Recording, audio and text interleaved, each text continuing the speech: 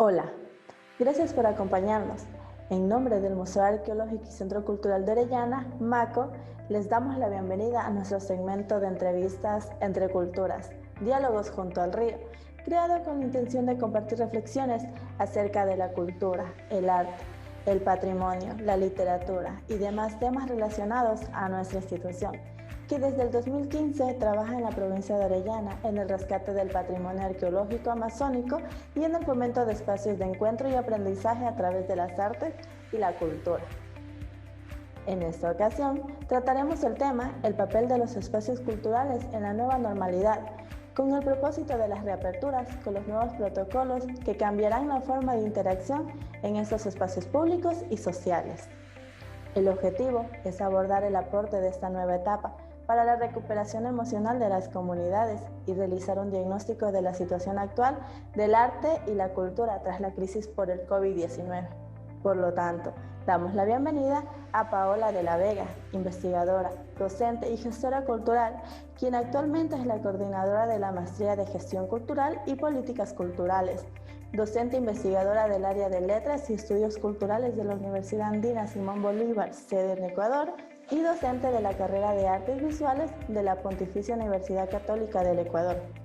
Fue cofundadora y directora de GES Cultura, plataforma donde trabajó del 2007 al 2016 en investigaciones y proyectos culturales, mediación comunitaria, memoria social, artes, políticas culturales, entre otras. Además, es la ganadora junto a Pablo Ayala del Premio Mariano Aguilera 2017, con la investigación Memorias y Perspectivas de lo Colectivo, entre la gestión cultural y las prácticas artísticas contemporáneas. Igualmente, en calidad de entrevistadora, nos acompaña Gina López, jefa de Comunicación, Contenidos y Proyectos del MACO, magíster en Estudios de la Cultura, especialista superior en Museos y Patrimonio, y licenciada en Comunicación, quien ha trabajado en gestión cultural, mediación lectora, educación no formal, docencia de lengua y literatura, periodismo, edición, gestión estratégica institucional e investigación por más de 9 años. Muchas gracias, Pau de la Vega, por acompañarnos. Estamos muy contentos de poder conversar ahora que ya estamos con el museo abierto. Y justamente, pues, para empezar con esta primera pregunta, tú has trabajado de cerca en investigación, en gestión cultural, tanto con colectivos, con proyectos independientes, como con instituciones públicas. Entonces, quisiéramos que nos cuentes para arrancar, ¿cuáles crees que son los principales problemas que se han revelado con esta crisis en el sector cultural, con la crisis del COVID y todo esto que hemos vivido en los últimos meses? Hola Gina, muchas gracias por este espacio de diálogo. Siempre es lindo, ¿no? Abrir la conversación fuera de Quito, ¿no? A veces somos endogámicos aquí en la ciudad, en la capital, es a veces complicado poder desbordar los debates, ¿no? Y es lindísimo que un museo como el MACO pueda abrir estos espacios.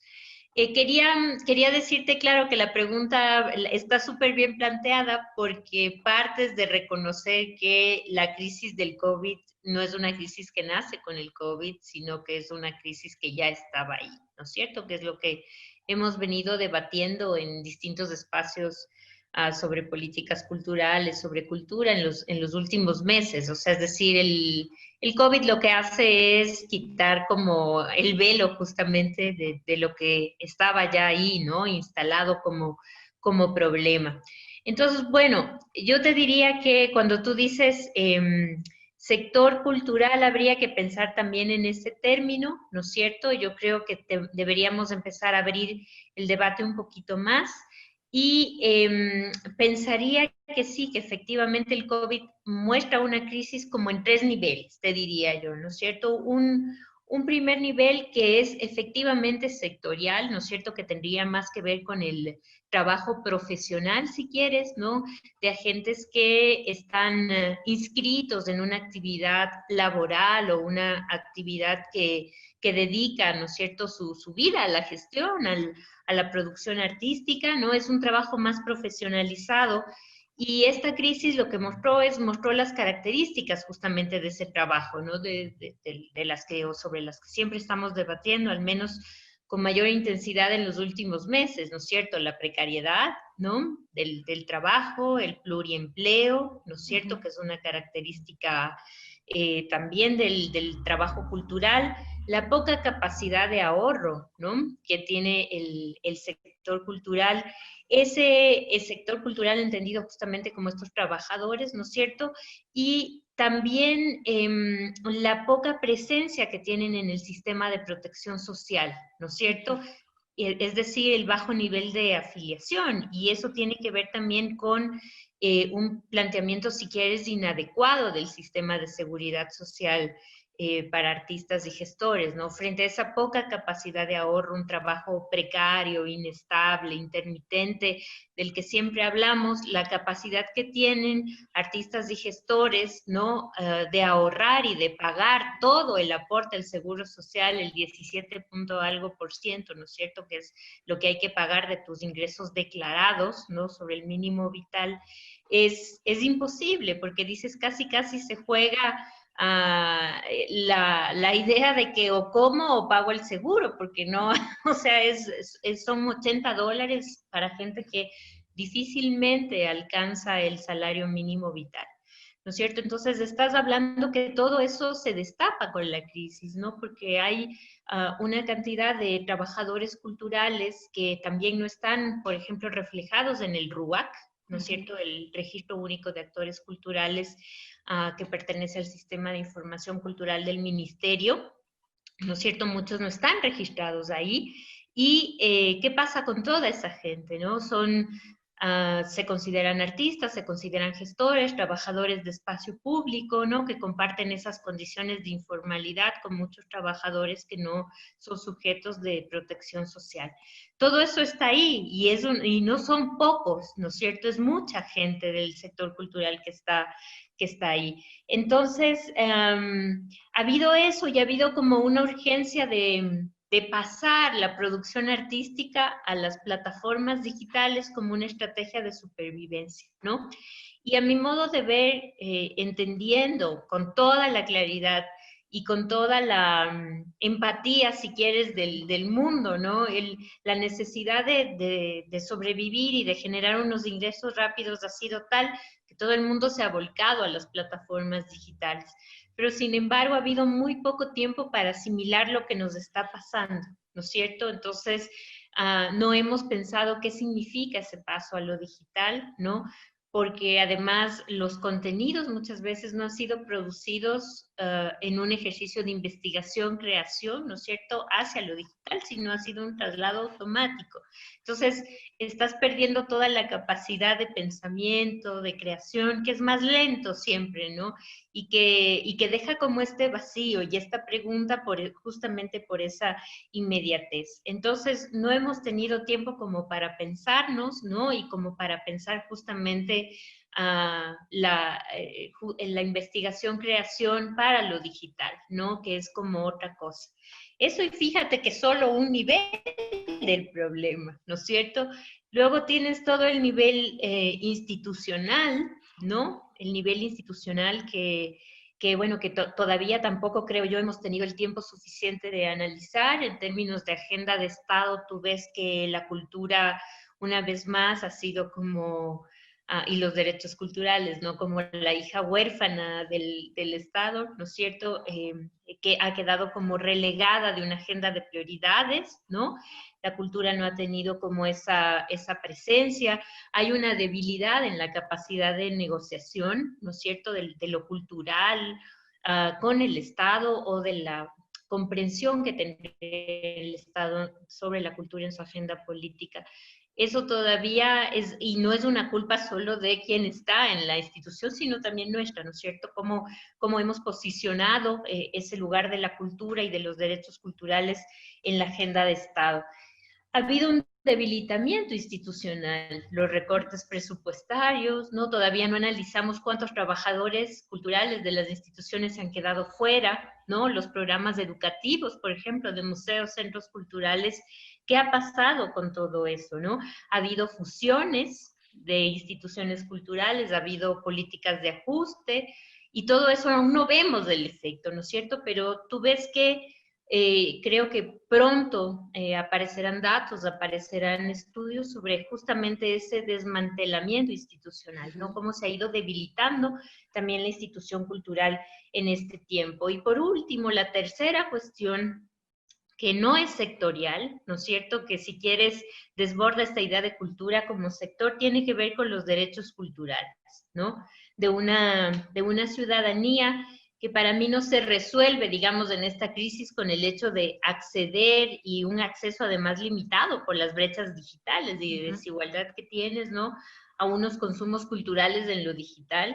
Creo que hay que pensar los derechos culturales en esta época mucho más allá de eso, ¿no es cierto? ¿Qué ha pasado, no? Con justamente, fíjate, comunidades, pueblos, nacionalidades de la Amazonía con los derrames petroleros, ¿no? Esa pregunta por lo cultural, que aparentemente no roza lo cultural, pero que está ahí, que el Estado yo veo que ha reflexionado muy poco o ha generado política de protección, ¿no? De aquellos portadores de memoria y patrimonio que están siendo afectados por todo esto. Creo que eso también hay que discutirlo, ¿no? Parecería que solo interesan pueblos y nacionalidades cuando hablamos de turismo, ¿no? O de un folclore electorero, ¿no es cierto? Y no se pasa, ¿no? De eso. Entonces creo que es bien importante pensar también a los derechos culturales fuera de lo profesional, ¿no? Hay que desbordar justamente ese debate. Entonces, fíjate que el espectro, para hacer un resumen, es inmenso de todo lo que hemos podido ver en esta crisis.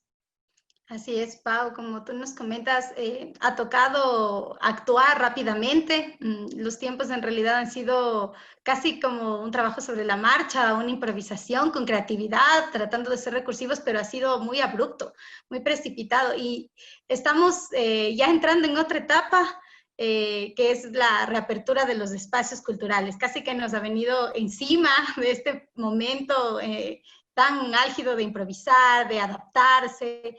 Y ahora estamos ya frente a la reapertura de varios espacios y frente a esto hay mucha incertidumbre, desde las instituciones, también desde las comunidades con las que se está actuando activamente, desde las personas que se dan cita a los espacios.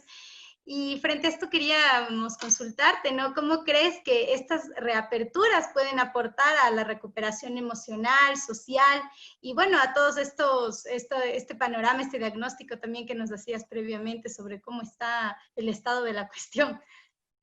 Sí, Dina, bueno, yo creo que recogiendo también algunos de los puntos de vista de personas que se dedican a investigar, a pensar este campo, varios y varias coincidimos en que creo que el retorno, ¿no? Y la recuperación de la que tú hablas tiene que necesariamente o tendrá necesariamente que centrarse en políticas de proximidad, de lo local, de lo pequeño, ¿no? Fíjate que con el turismo afectado de ese modo, producir un museo para los turistas o para el entretenimiento es como que ya va perdiendo sentido. Hay paradigmas que se han sacudido, ¿no es cierto? Entonces, paradigmas que además tienen que ver con un capitalismo avanzado y un modo de entender la cultura, ¿no es cierto? Pero creo que hay una de las cosas que yo recupero y que deberíamos volver a pensar es justamente en esas políticas de proximidad, de lo pequeño y de lo local, ¿no es cierto? Creo que ese es uno de los puntos clave. El segundo son las políticas de reparación, ¿no? No nos olvidemos que hemos pasado por un periodo durísimo, ¿no? De muerte, ¿no es cierto?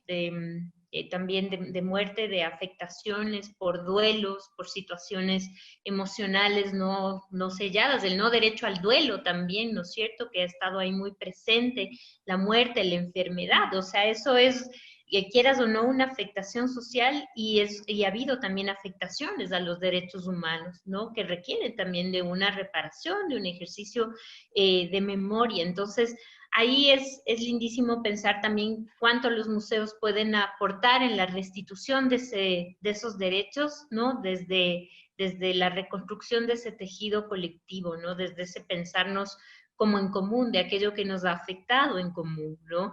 Eso creo que va a ser un eje fundamental, que el museo como justamente un custodio de memoria, ¿no? No se puede olvidar, ¿no es cierto?, que hemos vivido ese momento duro. Y luego la otra noción que me parece como clave después de una crisis es la noción de cultura expandida. ¿Desde dónde vamos a trabajar? ¿No es cierto? Como museos, como espacios culturales.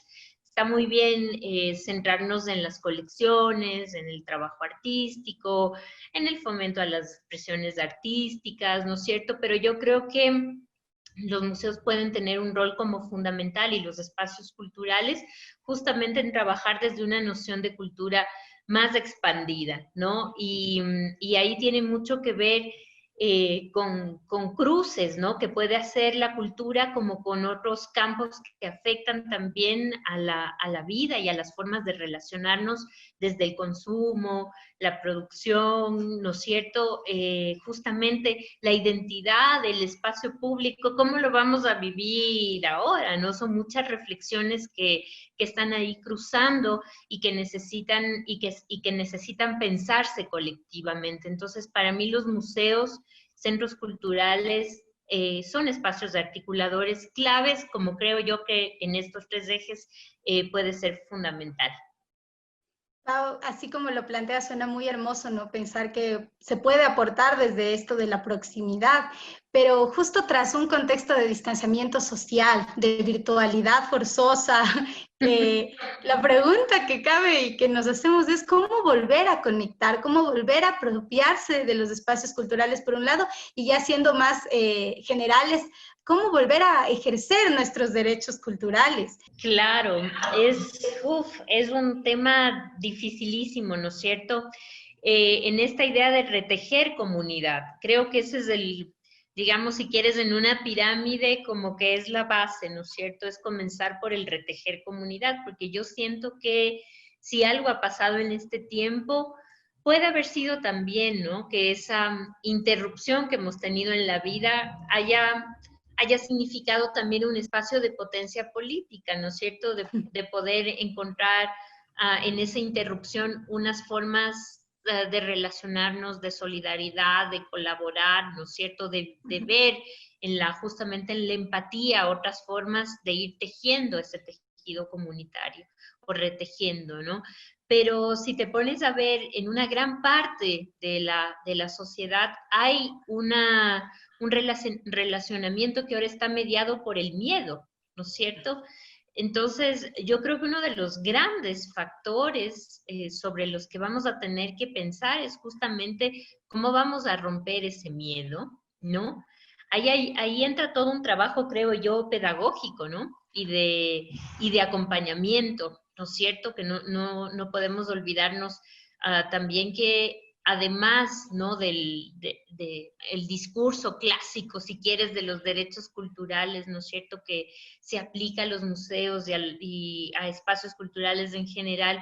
Cuando hablas de derechos culturales, hablas de acceso, ¿no es cierto?, hablas de un derecho a la visita, un derecho a ser público, un derecho al consumo, pero no estás hablando de un derecho ni al acompañamiento, ni a la pedagogía, ni a la producción de pensamiento crítico, y ese ejercicio es un ejercicio más lento, Gina, ¿no? Yo creo que a veces los tiempos institucionales difícilmente entienden la lentitud, ¿no es cierto? Y yo creo que es eso que tú dices, cómo volver a conectar, cómo volver a apropiarnos de ese espacio.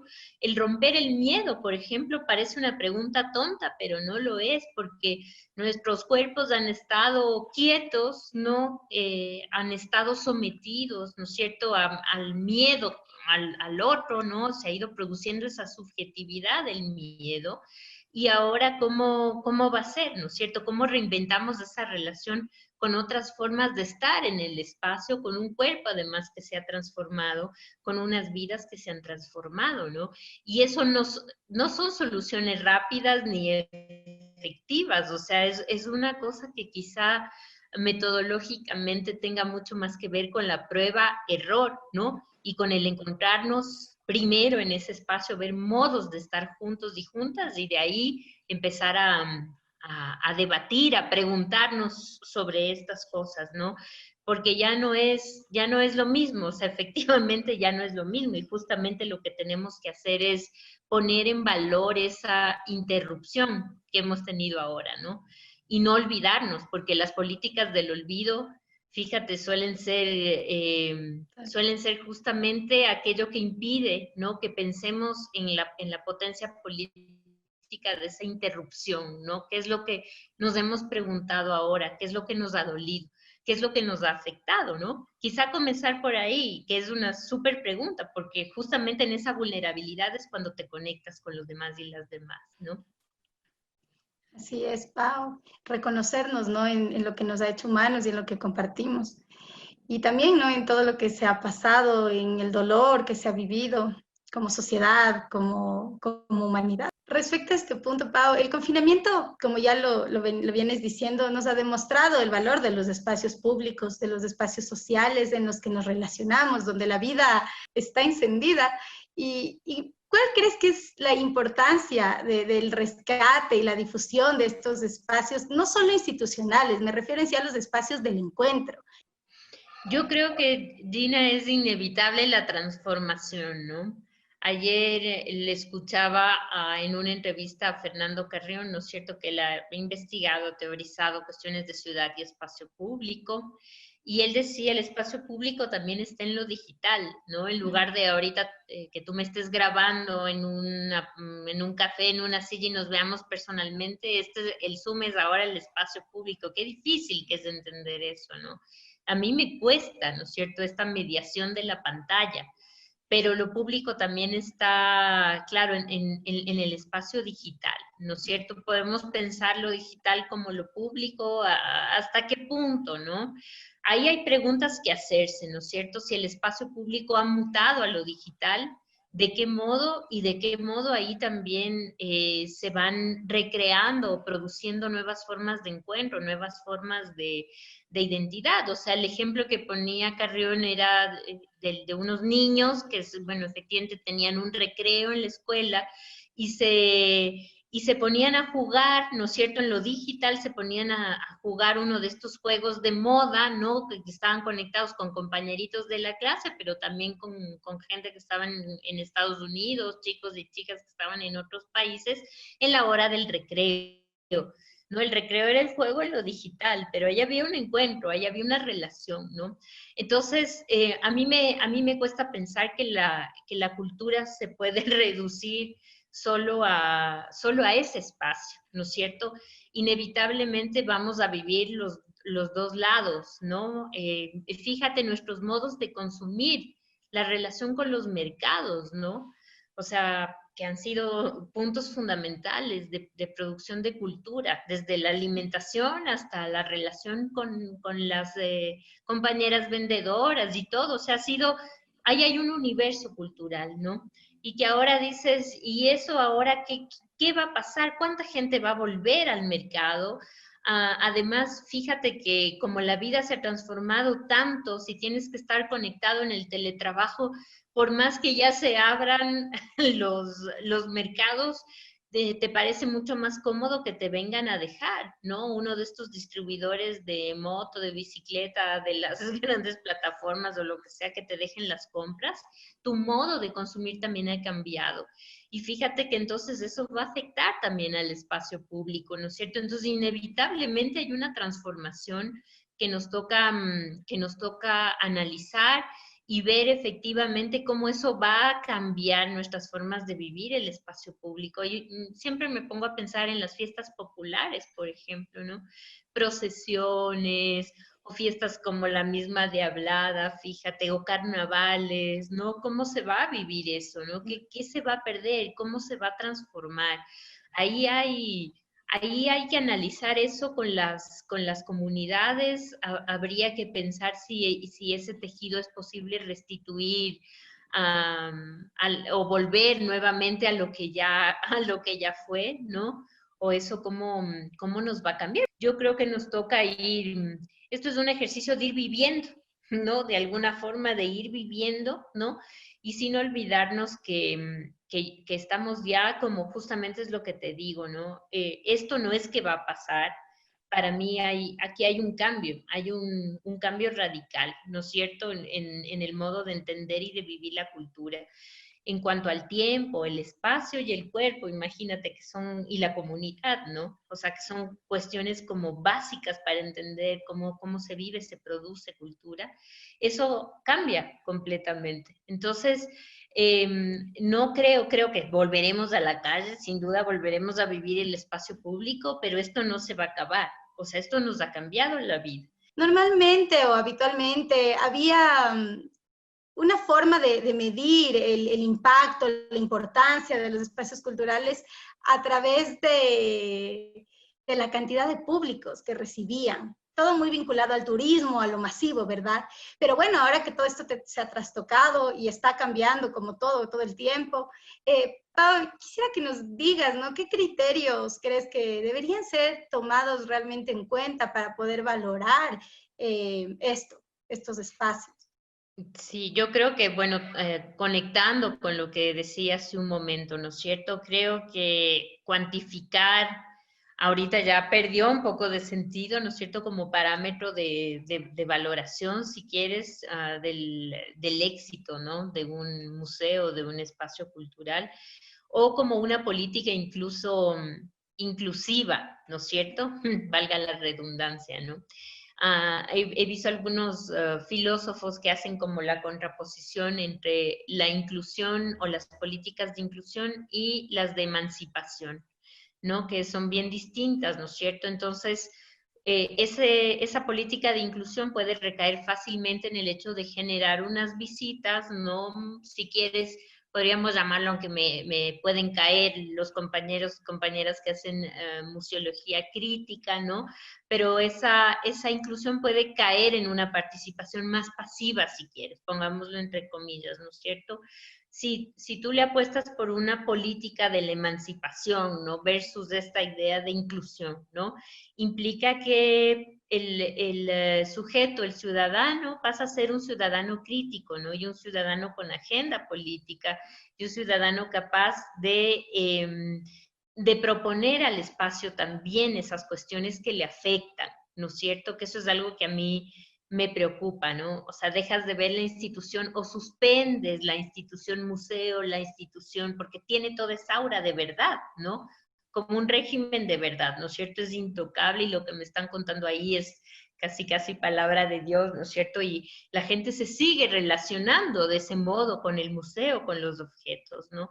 Entonces, ¿cómo desbordamos por un momento los objetos? Y está muy bien generar programas pedagógicos a partir de una colección, yo no estoy diciendo que no, pero ¿cómo desbordas la visita justamente más quieta, ¿no? Más pasiva, y ese ciudadano activa, ¿no es cierto?, otras reflexiones, otros procesos que justamente encaminan a esa idea de emancipación y de criticidad, y a esa posibilidad también que le puede dar el museo o el espacio cultural de tejer comunidad. Y ahí justamente se coloca con la política de proximidad, con la política de lo local, ¿no es cierto?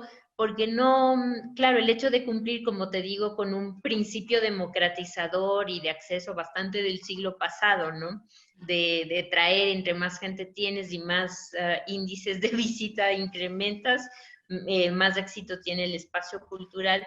Yo creo que a mí me gustaría más pensar justamente ahora sí en lo pequeño, ¿no? Entonces, ¿cuántos colectivos, cuántas reflexiones, qué nivel de apropiación, qué nivel de uso, ¿no es cierto?, puedes generar a partir de un espacio cultural en una comunidad, ¿no? ¿Cómo se ha dado ese acercamiento, ¿no es cierto? Los museos se han vuelto en un montón de lugares del mundo, y los centros culturales en esta época, un espacio también de encuentro vecinal para la cocina, ¿no? Para la olla común, ¿no es cierto?, para preparar alimentos. O sea, fíjate cómo se suspende todo ese relato del museo del siglo XIX, ¿no es cierto? Se suspende por un momento y se vuelve otra cosa, ¿no? Eso cambia los modos de relacionarse de la ciudadanía con ese espacio cultural, ¿no? Por supuesto que es importante la colección, por supuesto que son importantes los objetos que están ahí, yo no quiero decir que no, pero creo que es más importante y en estos momentos pensar justamente en esa capacidad crítica que para el momento que vivimos ahora, ¿no? Que es un momento que va a ser quizá un momento de transición, si quieres, después de un periodo de crisis, ¿no? Va a ser quizá un periodo de transición a otra cosa que no sabemos qué es, ¿no? Ahí hay que ver cuál va a ser ese rol del museo, ¿no? Yo no creo que volver a lo que ya teníamos el camino, ¿no? Creo que hay que replantear. Yo decía el otro día, ya hay las palabras que teníamos para explicar esa realidad en políticas, en gestión de la cultura, ahora nos sirven bien poco, ¿no? Creo que va a ser necesario resignificar algunos de los conceptos y algunos de los términos y además de las preguntas que nos hacíamos. Pau, tú desde la acción cultural comunitaria, crítica, también como acción política, la gestión cultural, ¿cuál crees que debería ser esta relación que deberían mantener las instituciones culturales públicas con el Estado y a su vez con los proyectos y los colectivos independientes? ¿Cómo debería darse esto, ¿no? Porque también vemos que esta crisis ha tensionado mucho estas formas de relacionarnos por la gran vulnerabilidad que hay, la precariedad y todo lo que se ha revelado. Es inevitable, Gina, que claro que el campo cultural esté permeado por una política de Estado que es mucho más amplia, ¿no? Que tiene que ver con la economía, con las políticas sociales, ¿no es cierto? Y el sector cultural no, o lo que se llama sector cultural, no ha dejado o no ha quedado del lado de esa política que tiene que ver con el impulso al emprendimiento, ¿no? El impulso de la deuda, ¿no es cierto? Es un Estado que de alguna forma se retira o incide, como tú bien sabes, no mínimamente en un marco legal, ¿no es cierto?, que deja hacer, ¿no?, al ciudadano, al agente cultural, deja hacer y lo vuelve emprendedor, ¿no es cierto? Es esa idea de autonomía, ¿no? Y de asumir un riesgo propio a través de la deuda, ¿no es cierto? Entonces, ¿qué relación hay ahí? Hay una relación del dejar hacer, ¿no? De volvernos sujetos autónomos fuera de un marco de protección de Estado. O sea, tú estás viendo que esa es la tendencia, ¿no? Se repiten, escucho todos los días incubadora, capital semilla, emprendimiento. Entonces eso está como muy posicionado y muy poco de derechos culturales. Hay muy poca reflexión sobre eso, casi nula, ¿no es cierto? Entonces, cuando ya tienes un discurso político que te pone esos límites, ¿no? Cuando ya la política está limitada por eso, ¿cuál es la relación que puedes tener con el Estado? Hay gente que probablemente, o actores culturales, que se sientan identificados con una política de emprendimiento, pero estoy segura que muchos y muchas no, ¿no? Que hay espacios culturales, como tú decías, los llamabas independientes, más autónomos, que nada tienen que ver, que sus modos de producción, ¿no? Sus modos de relacionamiento con la comunidad, ¿no es cierto? Que sus modos de circular, de hacer cultura, difícilmente encajan en esos principios del emprendedor o del emprendimiento, ¿no es cierto? Entonces, claro, si ese es el Estado te pone un marco de diálogo, ¿no? Donde tú dialogas en esas condiciones, ¿no es cierto? Entonces, ¿ahí qué haces? ¿No? Tienes dos caminos, ir trabajando en la autonomía, hay mucha autoorganización ahora, ¿no? Yo veo que lo colectivo se ha reforzado muchísimo. Fíjate cuántos colectivos han nacido en esta época, cuántos proyectos se han fortalecido, ¿no? Porque veo justamente esa necesidad de ir generando estas otras formas de gestionar que aparecen en la crisis, o sea, ya pasó con la dolarización, cuántos colectivos aparecieron en esa época, cuántos proyectos independientes se gestaron tras la crisis o durante toda la crisis bancaria de los 90. Es impresionante, ¿no? Entonces ahí tienes algo que regresar a ver, o sea, ya hay una politicidad que hay que regresar a mirar, porque ahí ese encuentro ya produjo metodologías, ya produjo algunas cuestiones. Pero el Estado ahorita quizá, no sé si de alguna forma el camino es volverte interlocutor justamente del Estado en los marcos que el Estado te propone y que tú busques transformarlos, o casi hacer un camino paralelo, pero sin olvidar que están en juego y que hay algo por lo que hay que disputar siempre al Estado, que es la garantía de los derechos culturales y la no regresividad, ¿no? Y ahí hay algo que disputar. Y esos derechos culturales no es un derecho al acceso al fondo, son cuestiones más complejas, ¿no es cierto? Entonces, yo creería, Gina, que el ejercicio de abrir el Estado, de decir al Estado, no todo es emprendimiento, ¿no? Y a veces es difícil porque es una puerta dura de empujar y hay mucho cansancio, ¿no es cierto? Entonces siento que el camino se hace como en dos mundos, ¿no? Por un lado, hay un camino paralelo desde la autonomía, donde está la autoorganización, las redes que se han fortalecido, las coaliciones, ¿no? Muchos colectivos artísticos ahora ya van entrecruzándose también con cuestiones no sectoriales, con otros trabajadores, con otros colectivos de mujeres, empezando a pensar en otras problemáticas más transversales, que es lindísimo. Y luego de eso, tienes esa disputa constante por el cumplimiento y por la garantía de unos derechos culturales, pero tienes que seguir trabajando en el otro lado, no te puedes detener. Entonces, como que siempre tienes esas dos vidas, ¿no? Esa lucha por tratar de abrir el Estado y que el Estado mantenga al menos unas ciertas garantías de derechos culturales, y por el otro tienes ese ejercicio, ¿no? Autónomo, colectivo, independiente, de ir haciendo como un camino paralelo, ¿no? Porque la cultura siempre ha sido crítica, la cultura siempre está tratando de tensionar justamente toda esa, bueno, también hay cultura que es oficial, ¿no? Y que hace eco al poder, pero una cultura crítica está justamente todo el tiempo tensionando y preguntándose, no asume como verdad lo que te está diciendo ningún estrato de poder, ¿no es cierto? Así ha sido siempre. Y finalmente, Pau, ya para concluir, las instituciones culturales estamos en reinvención, como ya lo hemos resumido aquí. ¿Qué cambios crees que necesitan activarse tras esta crisis? ¿Qué cambios crees que serían oportunos que ocurran? Un cambio, yo creo que uno de los cambios centrales es la lentitud, que es difícil, ¿no? Decirle a la institución que piense lento, ¿no es cierto? Pero yo sí creo ahora en la lentitud y creo en todo aquello que no ha sido valorado antes, ¿no? Fíjate, es lo que decíamos, lo cuantificable, lo grande, lo espectacular, ¿no es cierto? Todo eso que ha estado, si quieres, rodeada de un aura de magnificencia, ¿no? Como lo visible, ¿no? Yo creo que es el momento de retornar a otra cosa.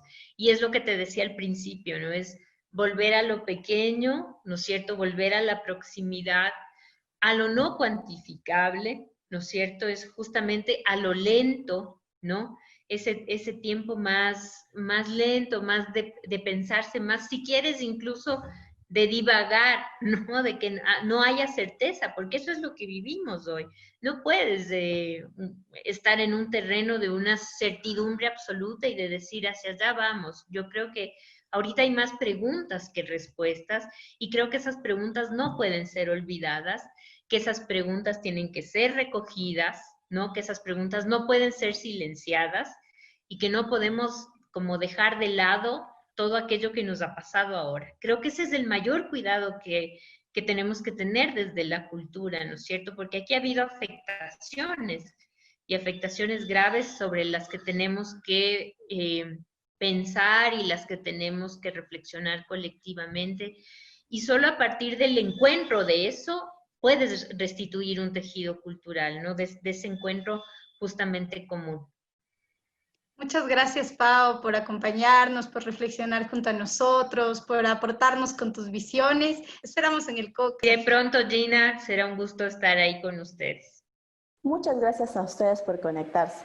Los invitamos a seguir disfrutando de las actividades virtuales que hemos preparado y a no perderse a nuestra próxima edición de Entre Culturas, Diálogos junto al Río. Hasta la próxima.